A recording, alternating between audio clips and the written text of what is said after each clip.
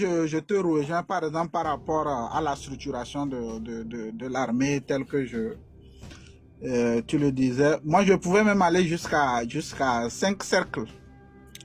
Euh, 5 cercles. Le plus petit cercle, c'est le cercle le plus rapproché. Et ce cercle rapproché, rassurez-vous, ce ne sont pas des Togolais. Il faut vraiment que le Togolais puisse le comprendre parce que le dernier cercle rapproché de Tchalevi Simple, ce ne sont pas des Togolais. Voyez un peu. C'est même là la difficulté parce qu'il est protégé par des militaires étrangers, hein, un groupe militaire formé par l'Israël. Et bon, d'une autre part, quelques militaires formés par la Turquie. Et donc, il faut quand même comprendre l'enjeu lorsqu'il s'agit du rapprochement pour quoi que ce soit. Et donc, si on sort un peu, on aura maintenant le cercle après qui est ce cercle ultra formé, mais constitué de l'armée togolaise. Et donc, dans ce cercle ultra formé, il y a 2 secteurs. Il y a le premier secteur qui est régi par la force militaire togolaise et le deuxième secteur qui est régi par la force militaire française qui est actuellement infiltrée fortement dans l'armée et qui contrôle massivement ce cercle-là.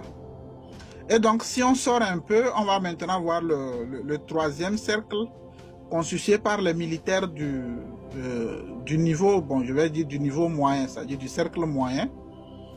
Et donc, eux, quand même, ils sont aussi formés, suffisamment formés, mais ils constituent plusieurs lignes, soit plusieurs lignes politiques, ethniques, et ainsi de suite. Et c'est dans ce cercle que se trouvent les gens qui ordonnent les arrestations des nuits, tout. C'est dans ce cercle que ces personnes-là résident.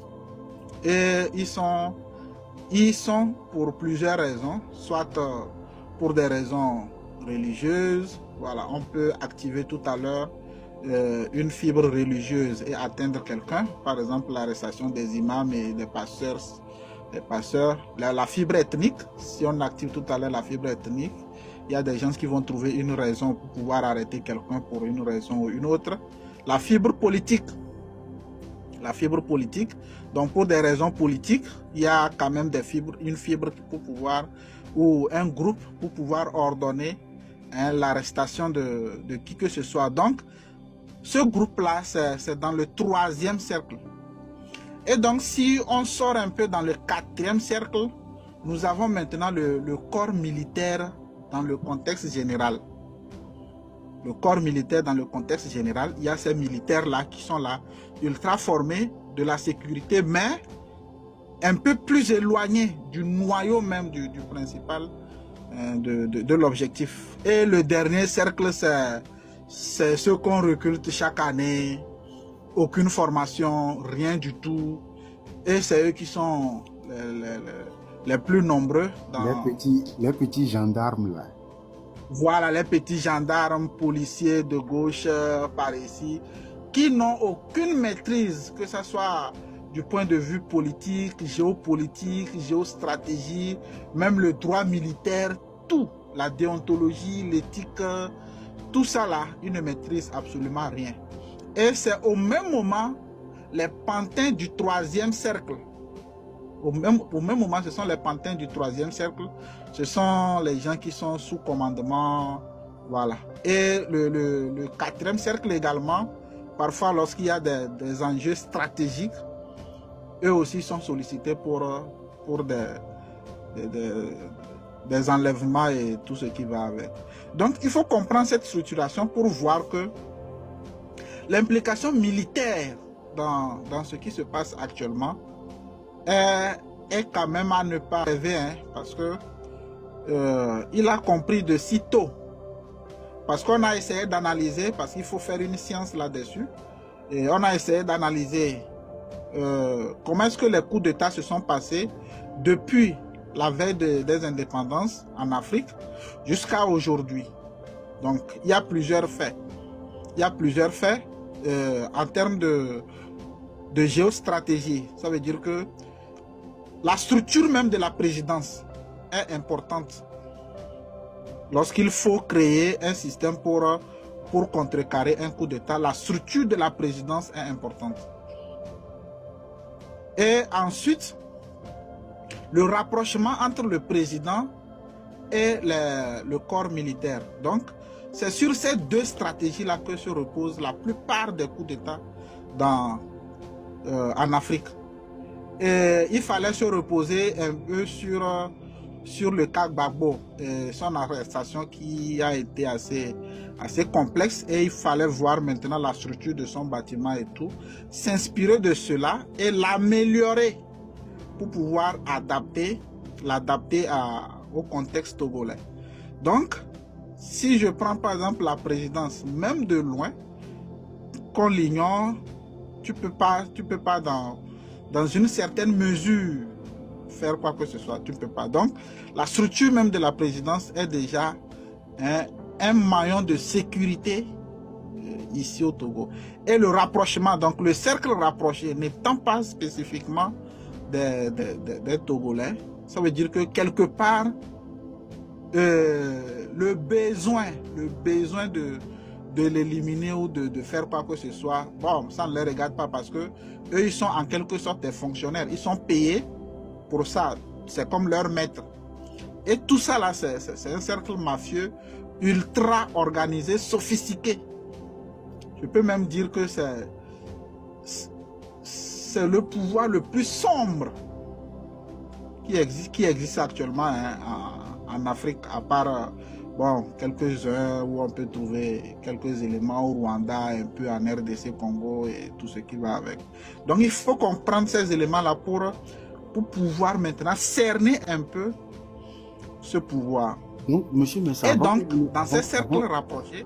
Avant que vous ne continuiez, ce qui veut dire, tous ceux qui sont en train de planifier ou bien de plutôt imaginer un coup d'État en interne, c'est peine perdue. Parce que le premier cercle rapproché, c'est Israël, c'est les gens de l'extérieur. Oui, c'est peine perdue. Ah, c'est peine perdue. Allons-y. Et donc, ce qui sera peut-être bon, capital en termes de géostratégie, comment l'américain là s'appelle, j'oublie un peu son nom,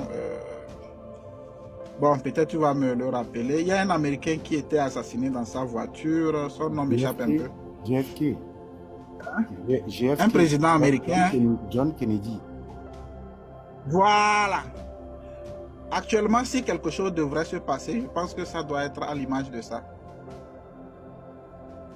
À l'image de ça. Parce que le cercle rapproché aussi a une certaine limite. Hein. Il y a une zone, puisque c'est un cercle étranger. Donc, vous savez qu'il ne peut pas sortir et s'exposer n'importe comment. Donc, il y a quand même une certaine limite au niveau de la surveillance et du contrôle. Donc, ce sont des éléments à comprendre. Donc, pour ceux qui envisagent, mais c'est quand même difficile parce que s'il faut imaginer cela, ça va être très, très, très stratégique. Il faut réfléchir lourdement. Parce que lui, ce sont des choses, il avait prévu ça depuis qu'on a commencé, depuis les années 2015. Le seul souci, parce que... sans mentir, la 5e République ne date pas de 2024. Hein. La 5e République datait depuis. C'était un projet qui était là, qu'on nourrissait. Il fallait juste trouver un moyen de pouvoir l'imposer à la population. Sinon, la 5e République existait déjà dans les agendas, dans les idées. Donc, il savait que ça allait arriver. Et donc, il savait que si ça arrive et qu'il y a un bouleversement, il y aura forcément un coup d'État. Et donc, s'il y a un coup d'État, il y aura renversement. Et il fallait maintenant anticiper tout cela. Il fallait reconstruire la présidence. Pour ceux qui savent, pour ceux qui sont là, ils savent que la présidence a été reconstruite d'une autre façon pour modifier le plan de l'ancien architecte pour mettre en place d'autres sécurités qui ne sont pas connues par le plan qui existait précédemment. Donc il fallait mettre en place toute une stratégie et dégager les généraux les plus forts. Tout ça là c'est orchestré. Les emprisonnements des généraux, changement de poste, tout ce qui s'est passé, ce n'est pour rien. C'est pour éliminer ces variables-là. Donc, actuellement où nous sommes quand même dans une phase assez complexe. Et là, je vais retourner un peu sur le 6 juin pour essayer de mettre un peu de lumière